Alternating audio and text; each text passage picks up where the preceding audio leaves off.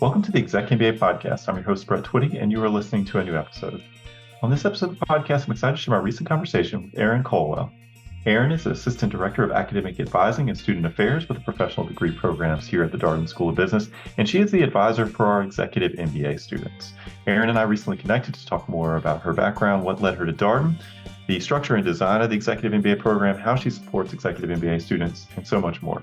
I think you're really going to enjoy this conversation. As always, if this conversation was helpful to you, please like this episode and subscribe to the ExecMBA podcast so you never miss an update.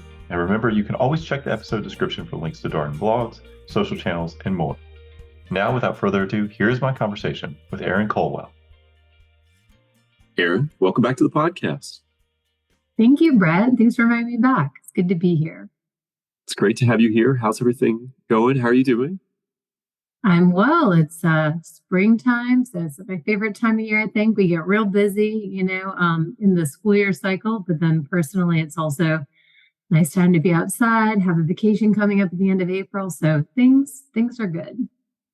Yeah, that sounds really nice. Well, you've been on the podcast before. We did an episode introducing you to our listeners, but some of our listeners may have not heard that earlier episode. So before we get too far along in this conversation, will you tell us a little bit more about you and your background? Yeah, I'd be glad to. So my name is Erin Colwell, and I currently serve as the Assistant Director for Advising and for Student Affairs. And specifically, I work with all of the MBA students as their advisor throughout the program. Before Darden, I worked in higher ed and some other institutions, doing a wide range of student affairs adjacent services. So I did academic advising. I have done professional mental health counseling. I have done career services. So kind of all of those things related to student affairs, and have been at Darden for almost a year now.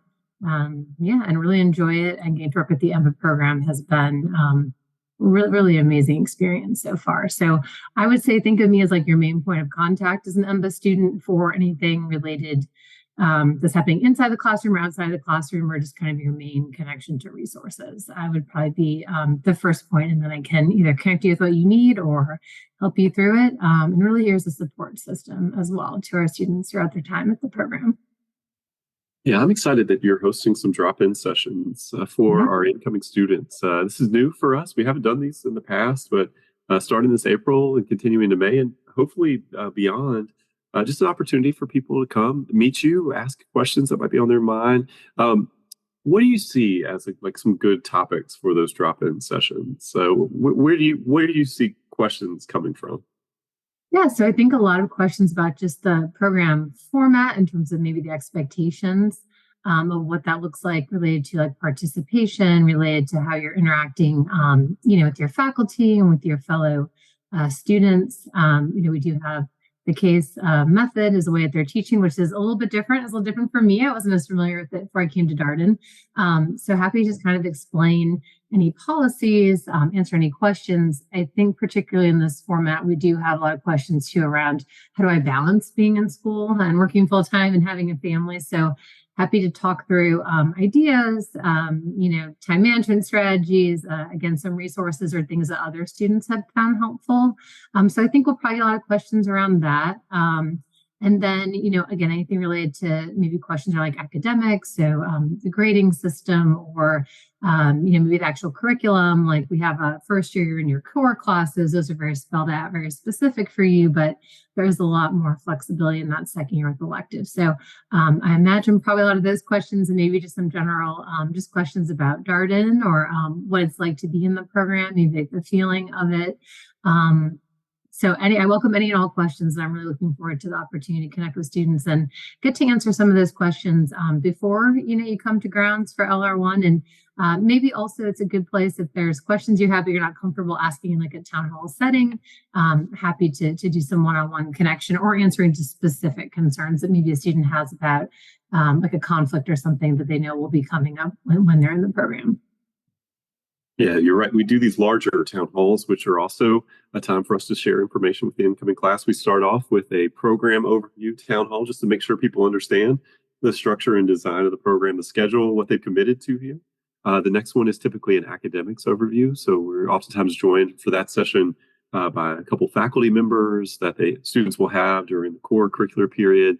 and just talk about what to expect. The first year, as you know, is core in this program. First 12 months, you're working through the core curriculum, and that core curriculum is the same core that our full-time MBA and part-time MBA students do. And then after that, you move into an elective period. So the final 4 quarters or 8 months of this program are electives. Executive MBA students take 12 electives. And so really kind of try to wrap your head around this. You're going to be continuously in school. You're going to be doing work and life in school at the same time.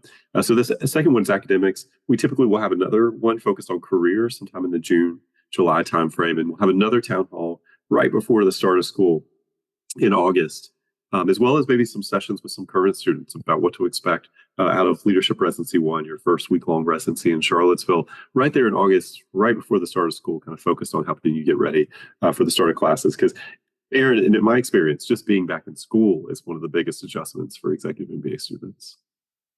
Yes, definitely. So, I mean, you're already balancing a lot, right? Even if you're just working full time, and I say just, that's not the right word, that's a lot. And then again, everyone has personal commitments and things going in their personal life. And then, transparently, this is not an easy program, right? This is going to be challenging and time consuming.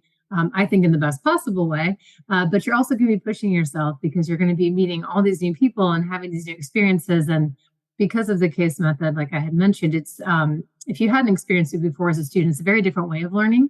And I think it really pushes you to think outside the box. And for a lot of classes, there may not necessarily be a right or wrong answer or one way of learning things. There could be multiple, and you're going to learn a lot from the faculty and the other students. So it's exciting, but I think it's also just trying to figure out how do you prioritize what's going on and have flexibility, because there'll be certain quarters where, certain things are going to have to take precedence depending upon what's happening in your personal life or your work life. But exciting overall. And the good news is there'll be a lot of support. Your cohort's going through the same thing that you're going through. And then again, myself and all the other staff and faculty are definitely here to walk students through that. But I think it's probably one of the biggest anxiety points, I would say, at the beginning of the program is how am I going to balance it? But you'd be surprised how quickly you adapt. Students definitely find out what works for them. I would also just say there's no one size fits all. You're going to find personally what's going to work best for you in your situation. And I encourage students to be flexible and give themselves some grace in figuring that out. But I'm definitely here as a resource as they're going through the program to help them figure that out as well.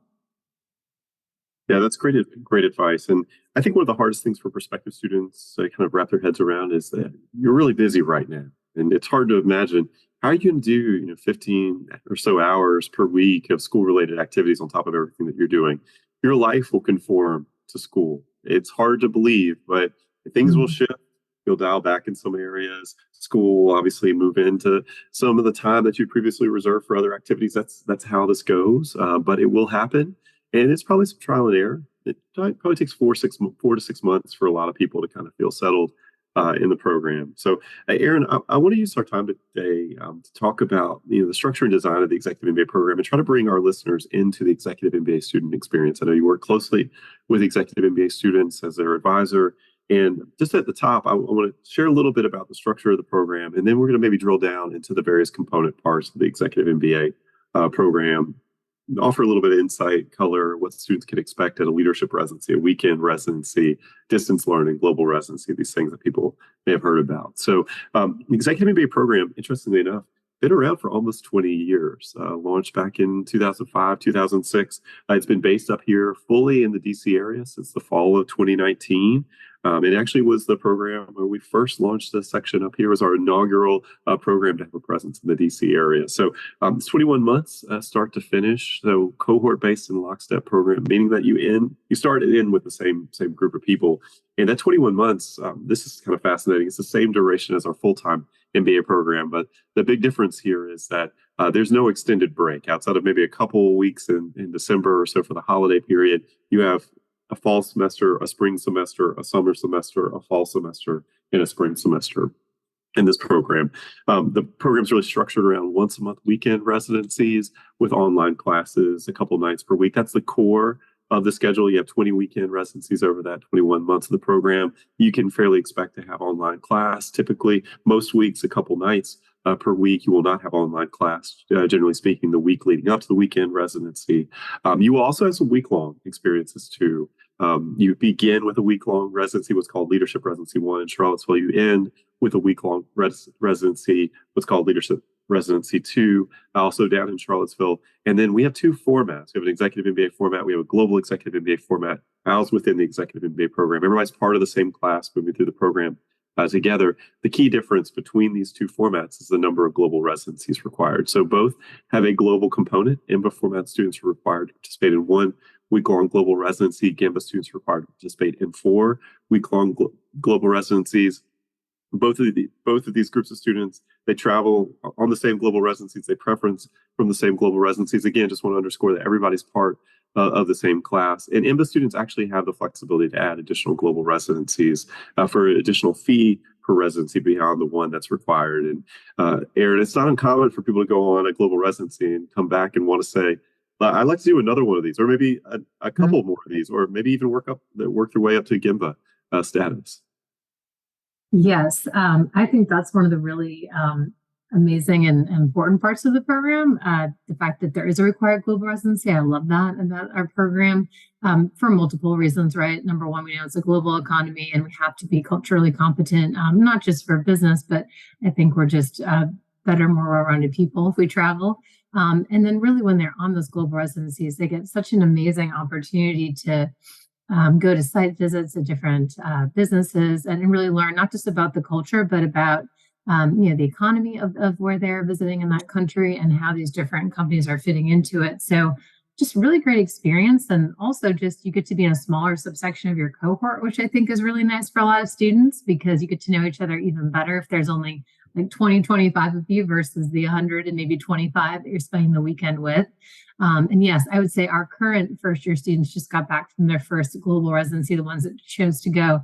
And I've had at least 3 or 4 tell me that they're not Gembas. They were just going to do one, but they've already signed up for a second one. So it's very popular. You're right. And I think it's just a great opportunity. And I'm hopefully going to go escort one this summer. So I'm looking forward to going as well. It'll be great. Oh, that's great. Where might you be going? I might be going to Australia with Shane DeCoy. So to be determined. I was asked the other day. So waiting on finalization, but I've never been to Australia and it's personally been on my bucket list for a long time. So really hoping I'll get the opportunity to go and to go with the students would be a really, really great experience. No, that's great. I would share for our prospective students who are thinking about applying, you don't actually have to choose which format you're interested in at the time of application. You apply to the Executive MBA program. There's a question in the application where we ask, at this time, are you interested in MBA, GAMBA, or both of these formats? That's not a binding question. That's just information for our admissions committee. If you're admitted, you'll be given your choice of formats. And if you decide to accept your offer, it's at that time that you'll choose whether you wish to be an MBA or a GAMBA format student. Now, there is some flexibility. We've had some students shift around as we prepare for the start of school. And I'll even note, after you start the program, to Erin's point, we've had some MBA students who traveled in that first global residency travel period and continue traveling and work their way up to GAMBA status. We've also had some students start as GAMBA students and realize that they can't travel for global residencies. Life happens, their schedule shifted, whatever is keeping them from going on these 4 global residencies. And you can always shift to MBA.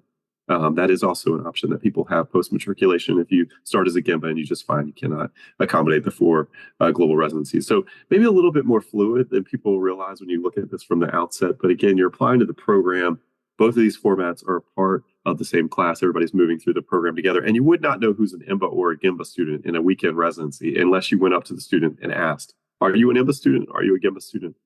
Maybe a little bit different than what you might see at other schools where there's a separate Executive MBA and a separate global program. Everybody's part of the same program here. All right, well, let's take a deep dive into some of these experiences that students will have over the course of the Executive MBA program. So I think the natural place to start, Erin, is really where the program starts. So effectively bookends on the Executive MBA program. You have a week-long leadership residency at the beginning, LR1. You have a week-long leadership residency at the end, LR2. How do you explain these experiences, these week-long residencies down in Charlottesville to students? Yeah, so I think your bookend analogy is perfect, but the first leadership residency in August is just going to be a very intensive 1-week kickoff. It's a great opportunity where you're going to get to meet some of the faculty. They're really going to set you up for what to expect in the program, set you up for success, the norms, some kind of tips and tricks, and also just diving into your actual course material, and again, getting used to that case method if you're not used to it. You'll also meet your learning teams. I think you've mentioned that before. This is going to be the smaller group of between 5 to 6 students that you'll be working closely with throughout your core courses. And of course, just your larger cohort. So the structure would look like pretty much like it's a Monday through Saturday typically. Every day will be a little bit different, but you can expect it to be, around an 8 or 9 a.m. start time, and you're going to be in class or doing some class adjacent activities. So you might be, for example, meeting our career team or something during one of the days. And we do have some evening events, really just based on being able to meet your cohort members, get some time to interact with them, have some social opportunities. But I think it's just a great way to just immerse yourself within the Darden experience, really get a feel for what it means to be an MBA student. And again, just meet some of the faculty, meet your cohort. And it's nice because we, all of our students, stay together in a hotel. So you can really just focus on that experience. And I think that's really powerful to have that immersive experience. And hopefully you can kind of turn off work and some other things for those 5 to 6 days and really just be there. And it really helps set the stage for when you roll into your first weekend residency, which will be normally like a couple weeks later when we go up to, our main location at Sam's Family Grounds. And then vice versa, that leadership residency 2 is when you're done with all your classes. So it's really your last academic component before graduation at the end of your second year. And so a lot of the format is similar. You're still down in Charlottesville for a week. You are doing, like I mentioned, your days will be kind of set up with some classes. I think the feel of that might be a little bit more, I'd say, reflective. So it's kind of a time to celebrate, like, look what we've done. We've almost accomplished things, but also reflecting back on all you've learned and all you've experienced throughout the program. And how do you take that to the next step? Whether, you entered the program looking to be a career climber or a switcher, or maybe an entrepreneur. It's, how do you kind of synthesize everything that you've been doing and really continue your plan to move forward? And where do you go post-Darden? So I think they're both really exciting in different ways, right? The first week might be more of like you're kind of with that new student energy and you're so excited to meet everyone. And I think that last week is almost like, that week before you graduated high school or college, or you're feeling all the emotions of I'm going to miss this. But we've also accomplished so much, and a little bit, like I said, celebratory. So both really important, and both will be a mix, of course, like I said, of academic and then kind of non-academic experiences. And a great time to be at Charlottesville too, since we do spend a lot of time in DC. I think it's nice that you get to have that experience, especially for students that maybe haven't been to Charlottesville ever before, or haven't experienced that. It's different. They're both wonderful, but it's definitely different than I think being, in DC. So I think it's nice to have that experience as well with your cohort. Yeah, all good points. One of the things that we get asked about by prospective students is, should I take time off for these weeks? Can I work while doing the leadership residency? What's your answer to that? Yeah. Ideally, no. Having said that, of course, if there's something going on, an emergency, you are always able to, and faculty will understand if you had to step out of class, right? If you had like an emergency phone call. But ideally, you would take off those weeks. We have the schedule set up so you'll know once you're starting the program, these are the dates I need off. So our hope is that you can coordinate around that. And speak with your workplace and really just, like I said, kind of immerse yourself in that experience, be focused there. But life does happen. If you're, maybe you're going to have a baby or something that week, we will work with you. We will figure out something because we know there are some things that you can't control in life. But yes, ideally, we would ask that you, try to really save or reserve those weeks, I think, for that experience. You'll get a lot more out of it if you're hopefully not as distracted by some of the day-to-day things that happen when we're at work. Yeah, absolutely. We get that question invariably from a few incoming students to be like, oh, what's going on in that week? I'm going to assume that I can continue working. And the answer is absolutely not. You need to take the week off and really embrace the week, enjoy the week. I mean, you get to be in Charlottesville. First one is obviously the first time you're meeting your full class. You're connecting with your learning team. A lot of social stuff happening that week. Important connections are being made. You want to give yourself space to be fully present in that week. And of course, LR2 at the very end. It's a very bittersweet, sentimental time.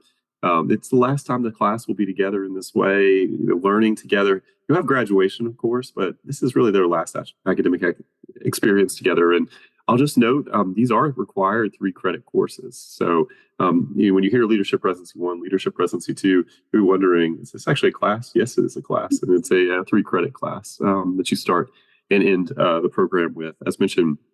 So let's talk about weekend residencies. Erin, one of the things that you touched on earlier, and I think it's important to note as we talk about the Executive MBA program, that sometimes people think the Executive MBA program, the executive formats result in a different degree. And actually, interestingly enough, at Darden, we have 4 formats of one MBA: a full-time MBA format, we have a part-time MBA format, executive MBA format, and a global executive MBA format. And everybody graduates with the same credential. The diploma says the same thing. And the reason for that is there's a lot of commonality across the academic experience. Erin, you'd share that it's rigorous, it's challenging. Darden is known for being academically challenging. And there's a reason for that, right? Everybody takes a core curriculum followed by electives. The core is the same as we noted previously. Everybody's assigned a learning team. So you're not on this journey alone. You have a 5 to 6 person team that's assigned to you to help you navigate the core curriculum. Case method is also an adjustment for folks, new learning experience. And the faculty who teach in the Executive MBA program, the same faculty who teach in our full-time MBA and part-time MBA programs. It's not a separate faculty who only teach our Executive MBA students. So a lot of commonalities, a lot of shared DNA, but I think that does make it, makes it challenging. Like there's a real standard at work here. Yeah, definitely. And as you mentioned, I think those weekend residencies are really important because I think one of the main differences, of course, is between us and the full-time would just be that they're together more often, right? Because they are, by definition, you're kind of living there. And being in person more in classes versus our students, of course, are doing the distance learning in between the weekend residencies. But otherwise, as you mentioned, everything is very, very similar, just minus the format and the delivery. And weekends are really important, kind of similar to the leadership residencies that we touched on. That's your time to be with your cohort, be with your learning team in person. Of course, it's the time where you're interacting with your faculty. And those are long weekends. There's a lot of learning going on. You will be in a classroom doing, hour and a half long classes back to back, of course, with some breaks, but essentially back to back for about 6 hours or so on Friday, all day Saturday. And then Sunday is normally a little bit of a shorter day, but around like an 8 to 3 p.m. Day. But having said that, because you're together, it gives a lot of great opportunities again to connect. So a lot of times on Fridays, we do something called Friday Night Live, which would be an event either sponsored by potentially a student organization, or it could be from our program team or career team or any partner essentially that we have. And those tend to have somewhat of like a social and academic focus. So an example I can give you is I was just at residency last weekend with our first years, and our Friday Night Live was a Women in Leadership panel for Women's History Month. So we had a current MBA student sit on it. We had an alum from the MBA program, and then one of our staff members who's an assistant dean all talk about their experiences as women in leadership. And so just great opportunity to learn from each other and have those experiences. And Saturday nights typically are more free. We don't normally tend to schedule anything. So that's where sometimes students take it upon themselves to arrange social outings. I know one thing, again, the current cohort is thinking about in July is that they have a Saturday night DC United game, and a lot of them are soccer fans. So they're trying to get that organized for the July residency, if they can do that. But we also have some students right now that are interested in like board games. So we bought a bunch of board games and they can do like a board game night. We kind of leave that, up to the students, but it'll be intense in terms of you'll be in class. And having those experiences, but you'll also balance that with, again, just having the time to connect. And there is some time for social activities. And those are optional, though I also want to add. So if someone is feeling a little more introverted and they just need to relax at the end of the day, we really don't obligate you to any of those things outside of the class, but we hope they're things that you take advantage of, because they're also really good opportunities just to make connections and to get to learn your cohort members better.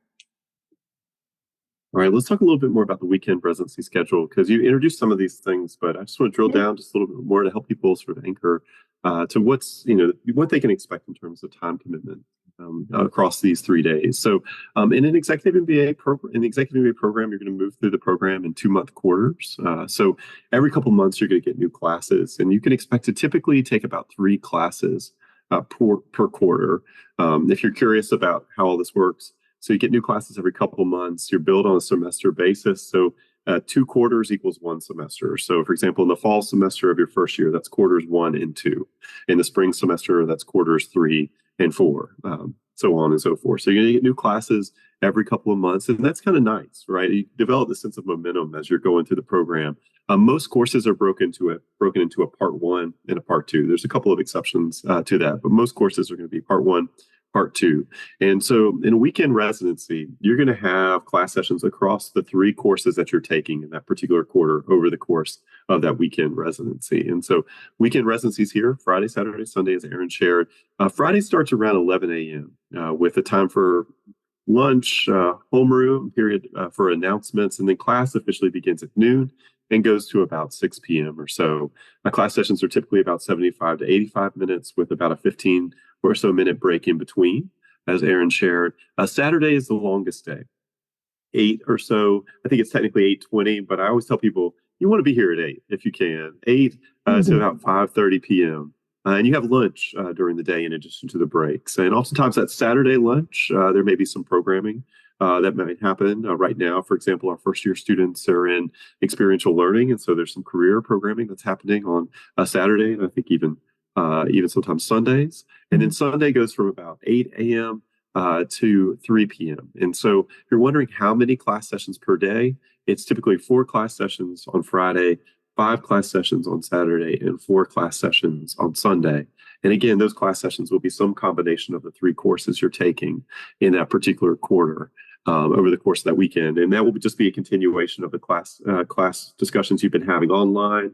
And then obviously after the weekend residency, you'll continue to have class online until the end of the quarter or the next weekend residency. Erin, anything I missed there that you would want to mention? I think that's most of it. You hit on it. Homeroom, we do 11:30 to noon. That's a great time, again, just for announcements. And we actually encourage students to share their announcements, the things that's going on in their life, as well as any important announcements we have from our end. I would just note when you're there, we'll divide you into sections. So you'll end up being assigned to a section, which means you're in a smaller cohort. About half of the cohort will be with you. And you'll be in the same room the whole time. So professors switch rooms, you don't for those classes. So once you get your seat and they're assigned, you don't have to worry about that. You come in, you'll see your name tag, and we make it very easy on you. And you can just park your belongings there all weekend. But otherwise, I think we hit on all the main things. We do share the detailed schedule. We call it like a block schedule internally. So you'll be able to see specifically what time class starts and ends, when the breaks are, which class you have at which time. So it'll never be a secret. You always get access to that. Sometimes we'll make little changes, but that's available to students. So at the beginning of a quarter, essentially, you're going to know all the class dates and times that you'll need for the whole quarter. So there won't be any last minute surprises. So when you're trying to plan out your time and your work and your personal life, that makes it easier to do that without having any, when am I having class? It'll be shared there. Yeah, in the weekend, you'll hear us use this language of residency because the idea is that students are living and learning together. So in the Executive MBA program, lodging and most meals are included in the cost of the program. That's for all students, regardless of where you live. And so even if you live here in DC, you will still have a hotel room at the hotel that we use, which is currently the Le Méridien. It's right down the street. Students have lodging arranged for them by the program team on Friday and Saturday evenings. You can choose to use that if you wish or not, but it's still included in the cost of the program. And I think, Erin, one of the things people don't always realize is that many of our local students actually come and stay in the hotel because that's where their classmates are. We have a number of people who travel in for this program. About 2/3 of an Executive MBA class will be from within 60 miles of Roslyn. The other third of students will be coming from all over the place, sometimes occasionally outside of the country even. And so that's where everybody will be. And so it's something nice about kind of viewing this as a business trip, coming, staying in the hotel, giving yourself that space to be fully present for the weekend. Yeah. And like you said, a lot of our local students do choose to come unless there's, something extenuating happening outside. And it's a great opportunity just because it gives you that space and time, I think, to focus on the fact that you are there for a residency, that you're able to focus on class and, again, connecting with your learning team or just your cohort at large. It also gives opportunities, like we said, to go out with each other, like for dinner, for example, on Saturday night. We'll feed you breakfast and lunch and snacks, but dinner will be on your own in that day. And it's a great opportunity to go explore DC if you're not local. But also just even things like we have like a running group that runs every Saturday and Sunday morning. So anyone that wants to can join them. And so things like that, I think wouldn't happen if you weren't staying with everybody else in the hotels. Those are good opportunities. And so definitely encourage, even if you're local, you really to, as much as you can, consider taking advantage of that part of the program and having that opportunity to really just be, again, immersed in the experience. Yeah, the other thing I mentioned in passing, and we're going to talk about distance learning here, and it's a sort of natural transition point. The week leading up to a weekend residency, you will not have online class. The reason for that is the faculty really want you to be focused on preparing for the weekend residency. If you're curious about workload, what preparing for a weekend residency looks like, generally speaking, you'll have to prepare usually one case for every class that you have. Every class session, I should be more specific, every class session. And so that might be 12 to 13 cases or so to prepare for a weekend residency. And so you're not doing that alone, right? You have a learning team. Typically, most students will divide the work up within their learning team, teach the cases to each other. Most learning teams are also meeting in the run-up to the weekend residency too. But yes, there's a fair amount of work to get done because when you show up for that weekend residency, Erin, you don't want to be like scrambling around trying to do your case reading, missing, Friday Night Live or a social event with your classmates, or missing going out to eat dinner with your learning team. Yeah, I mean, obviously once in a while you might do a little bit of cramming or just rereading. But yes, we definitely, as Brett mentioned, are intentional about giving you the time and space. It is a fair amount of reading, as you just heard. And it's not just something you want to skim. They are cases. So you really want to make sure that you are, when you're reading, you're really having time to fully understand and engage in the material because it's case method. Once you are in the classroom, you'll be expected to be talking about that. And the more that you know the case, or the more I'd say familiar you are with it, the easier it is to participate and to be able to feel like you can meaningfully move that discussion forward. But I think you hit an important point, which is also just using that learning team to prep, so you don't have to be overwhelmed and feel like you're doing all of it on your own. That's where your learning team comes in. We intentionally, as much as we can, try to balance the learning teams, try to pick people on them from different backgrounds with different strengths in terms of maybe what they've either studied previously or the field they're working in, to hopefully give you a learning team that has both maybe quant and qualitative kind of backgrounds or perspectives that can make it easier when you're looking at cases and kind of give you good diverse viewpoints on someone's take versus yours, and that can help you be more prepared when you go in there. But yeah, it's I wouldn't say it's a break, I guess. No class on paper that week, but still plenty to do. All good points. And so let's talk about distance learning. This is a hybrid program. It's 2/3 in person, 1/3 online. I think oftentimes prospective students have the most questions about what online class looks like. Many of our students had not had online classes before. If they have, it was a pretty negative experience. And so, as I mentioned, you can expect to have online class a couple nights per week, most weeks. I always use the example of let's imagine an average month has 4 weeks in it. And so one of those weekends, you're going to have a weekend residency. Again, weekend residencies are on average 1 weekend per month, and you won't have online class the week leading up to that. You will have online class all the other weeks, though.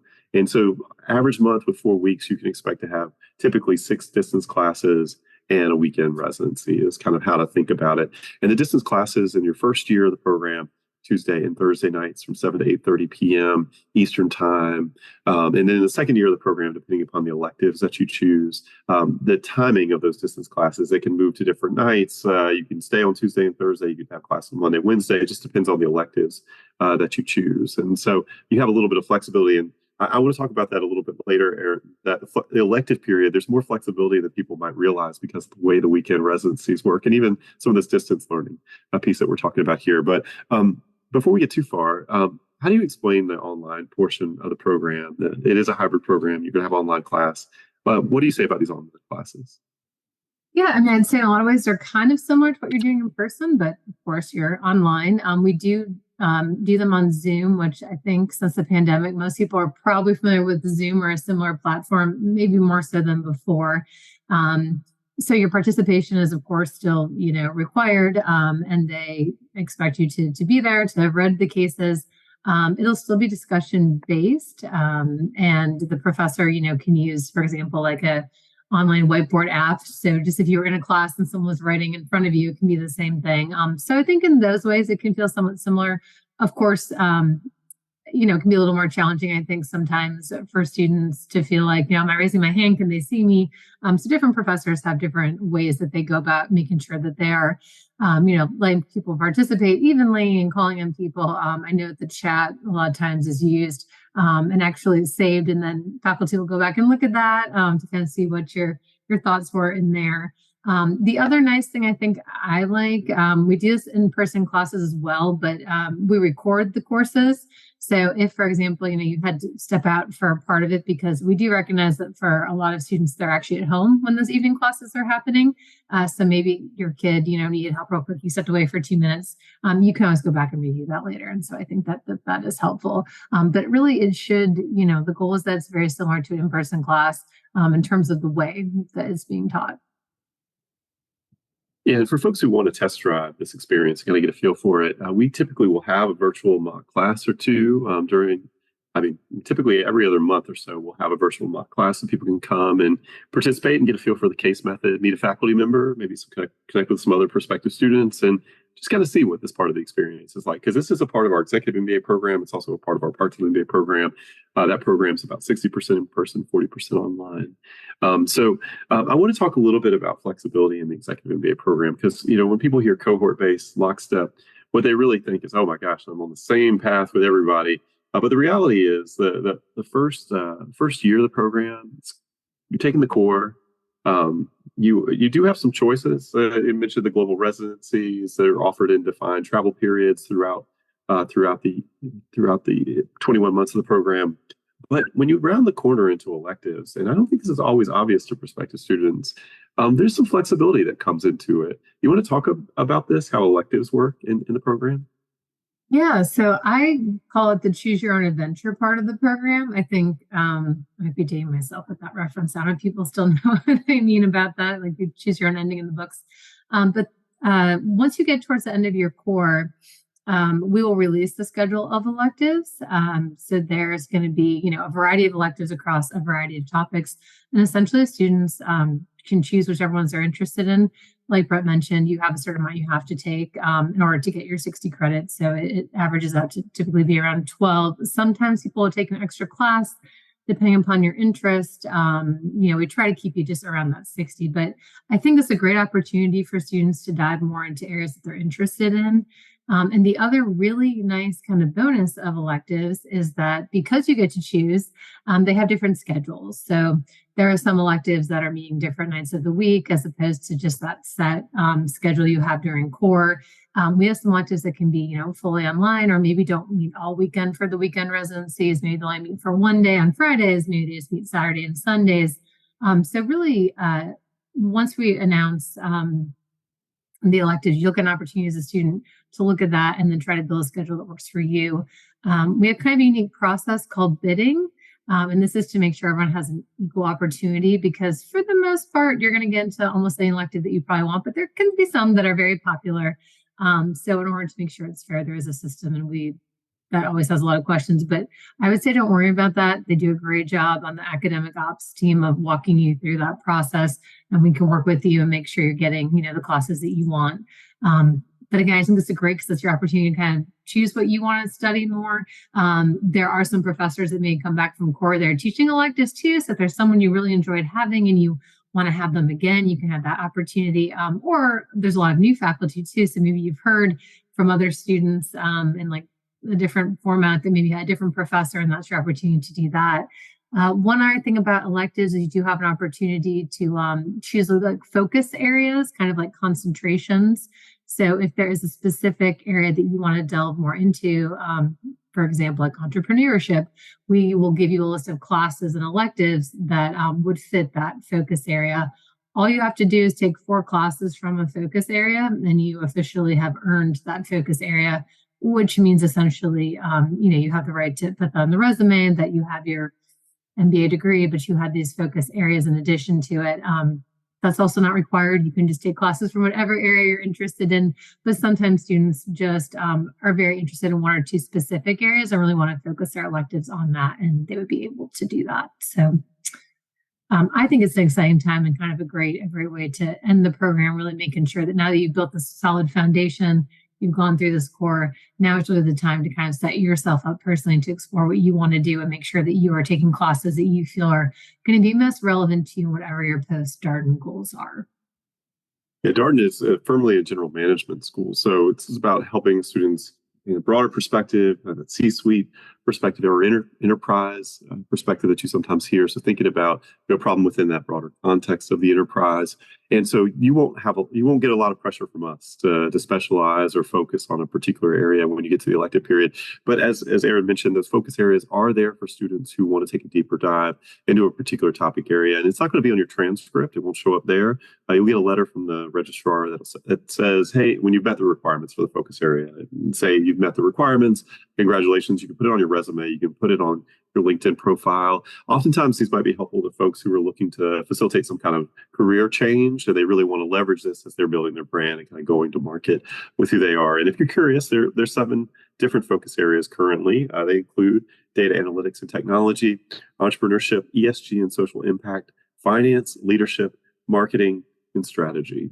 And so typically, like I said, not a huge driver for most students as how they're picking electives. I hear, Erin, when I talk to people when it comes to elective choice, there's a lot of students who choose classes that they know will be harder for them and will push them in that way because they want to kind of do more training in areas that they might view as a bit weaker for them as they look forward in their career. Other people sometimes just picking faculty they always wanted to take a class with, or just a topic that sounds interesting. This is most people's last major educational experience. So it's not always like, oh, I need to go get this focus area right now. It's a lot of other motivations.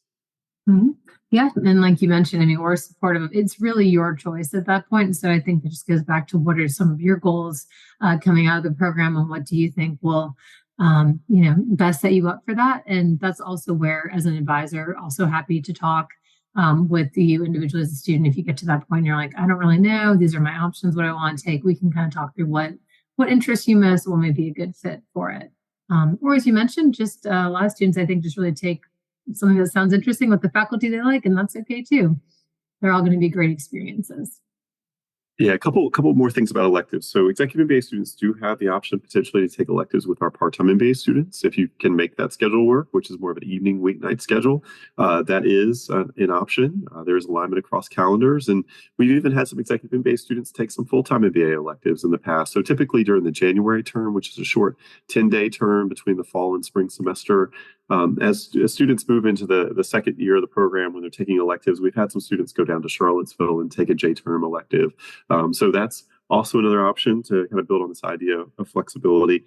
One thing that may not be immediately obvious as we talk about our 2 formats is that once you have taken your 1 global residency, which is what's required for MBA format students, obviously MBA format students do 4, but once you get beyond 1 global residency, every additional global residency effectively counts like an elective. Even though it's required for GIMA format students to do 4 global residencies, the additional credits will effectively eliminate some electives and lighten your load, if you wish, in subsequent elective quarters. And so that's one of the things that we do sometimes hear from GIMA format students that they like is now I just have to take 2 classes instead of 3 classes in this particular elective quarter.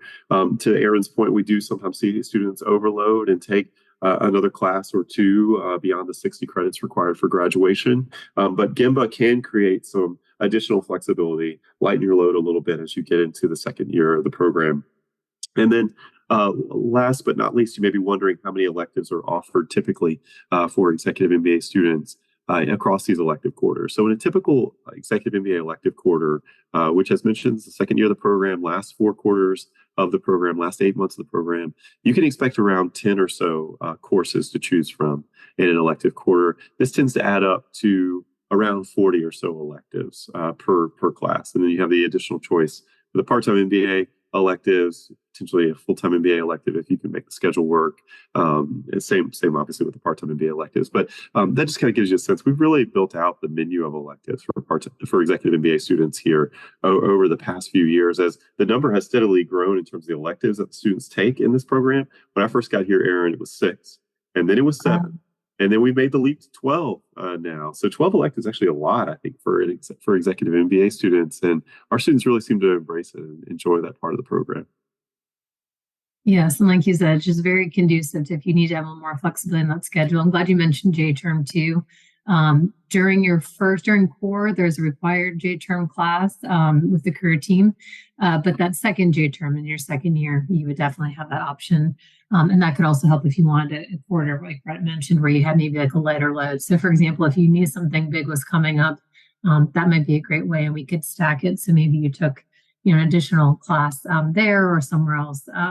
Before the quarter where you're busy, and that's okay. As long as we have the minimum enrollment met, then we have some flexibility there too. If you feel like loading up one quarter and then taking it a little bit lighter on a different quarter. So again, that's where it's just helpful to communicate, talk to us, talk to your advisors, faculty, and we can help you work out what's best for you in the situation.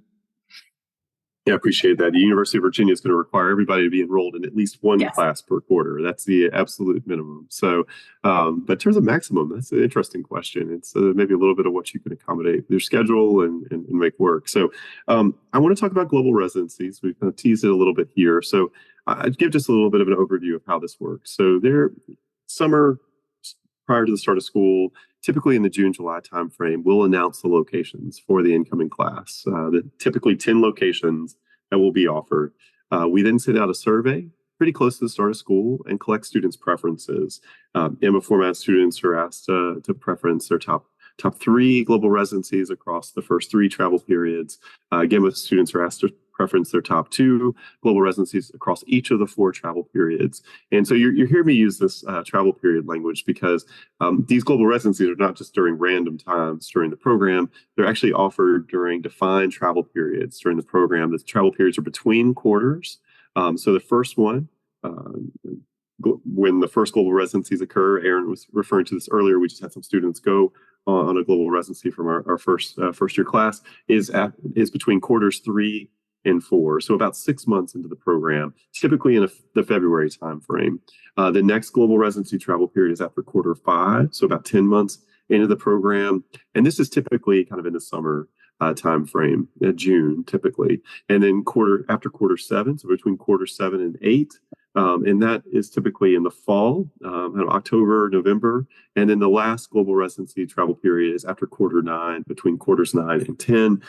Again, kind of back in that February timeframe, right before graduation. If you come to the math, 21 months, quarters are 2 months of duration. Quarter 9 is pretty close to the end of the program. Quarter 10 is actually the final quarter. So typically 2 to 3 global residencies offered per travel period. To go on these global residencies, we need at least probably 20, 25 students who actually preference a location. So there have certainly been years, and for the current first year class, they had this experience where we announced 10 locations. Some locations weren't that popular. I think Italy wasn't super popular for whatever reason. And so maybe the ultimate global residency list is closer to 8 or maybe 9 global residencies. But that should hopefully give you a feel for how this process works. And as mentioned before, if the students can add additional global residencies for an additional fee per residency, again, the students obviously, they find they can't travel on 4 global residencies, can shift to MBA status. There is a course fee associated with these courses of $5,000. You'll see that broken down in the tuition and fees on our website. Of course, if you added an additional global residency, you would expect that fee to be assessed. So, Erin, how do you explain the global residency to prospective students that you maybe go into Australia?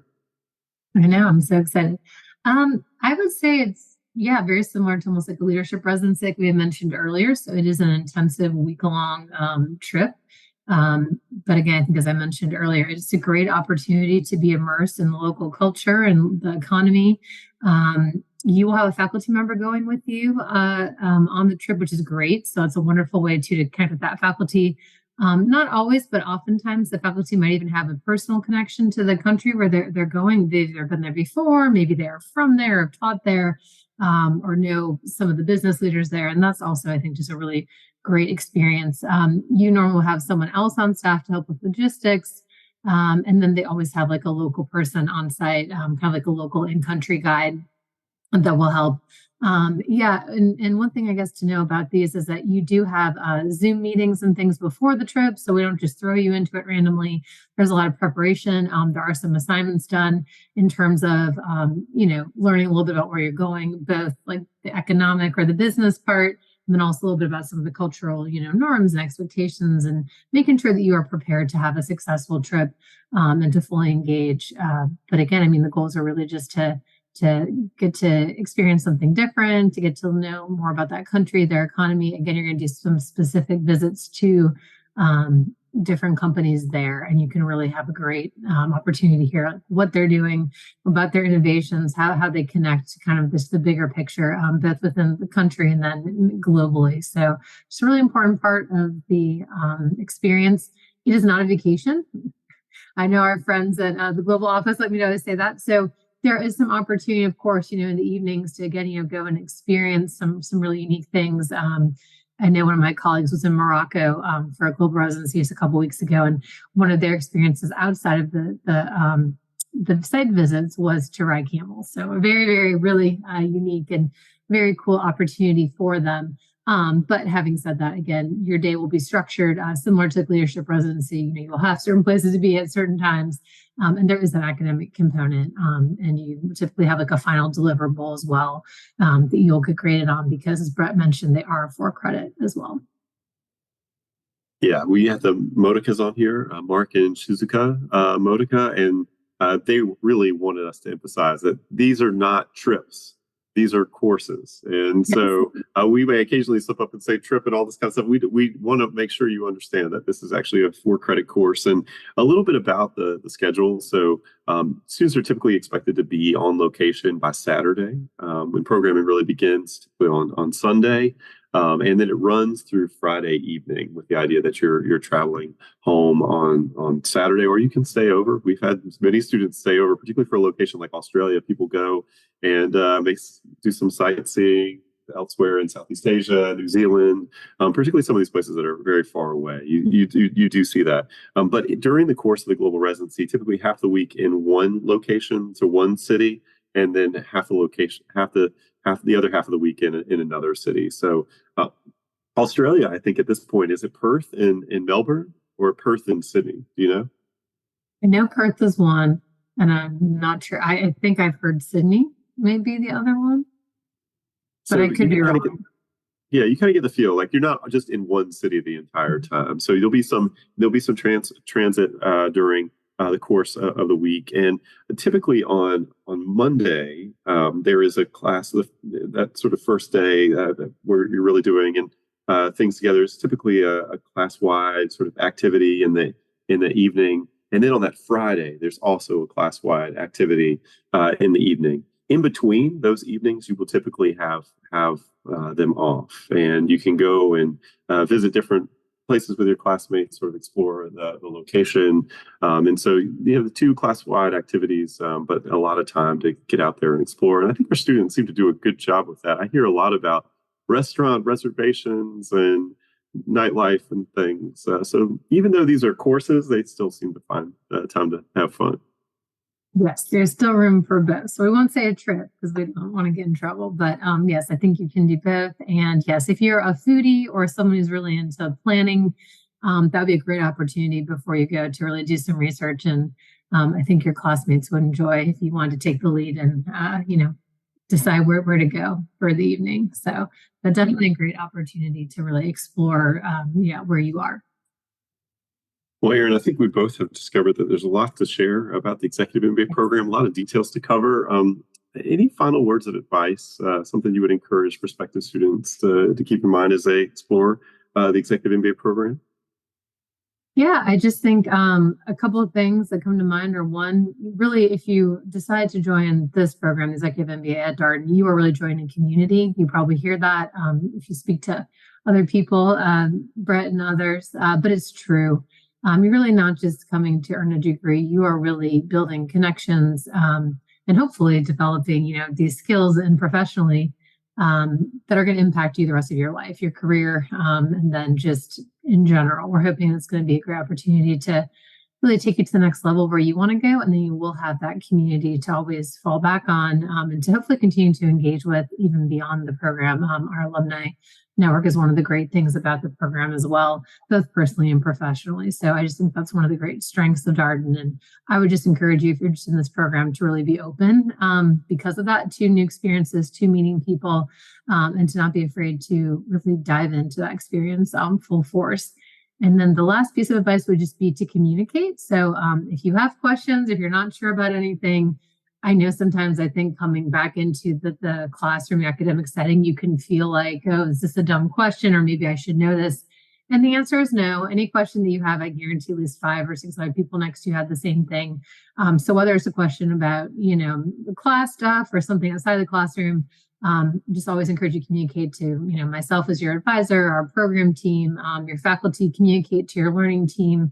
Almost any issue we have sometimes just can be solved if we, reach out. So, like I said at the beginning, I'm looking forward to meeting everyone in August, and I'm definitely here as a resource. So if there are questions, like Brett had mentioned, we do have some drop-in hours coming up, and I'd love to see you, come to a drop-in hour, ask questions, or, if you contact Brett, I'm always happy to share my information, have individual conversations as well. So communicate in community. I didn't mean to do that on purpose, but there they are.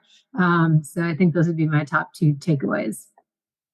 Well, Erin, thank you for doing this. It's a little bit like a program overview webinar on the radio or something like that. So lots of details about the Executive MBA program. To our listeners, hopefully this was helpful as you wrap your head around the Executive MBA student experience here at the Darden School of Business. Thank you for having me, Brett. And that was my conversation with Erin Colwell, Assistant Director of Academic Advising and Student Affairs for the Professional Degree Programs here at the Darden School of Business. As always, if you have any comments, suggestions, requests, anything you'd like for us to cover here on the podcast, we're all ears. You can be reached at exec, that's EXEC, MBA@darden.virginia.edu. Till next time, stay safe, be well, and thanks for listening.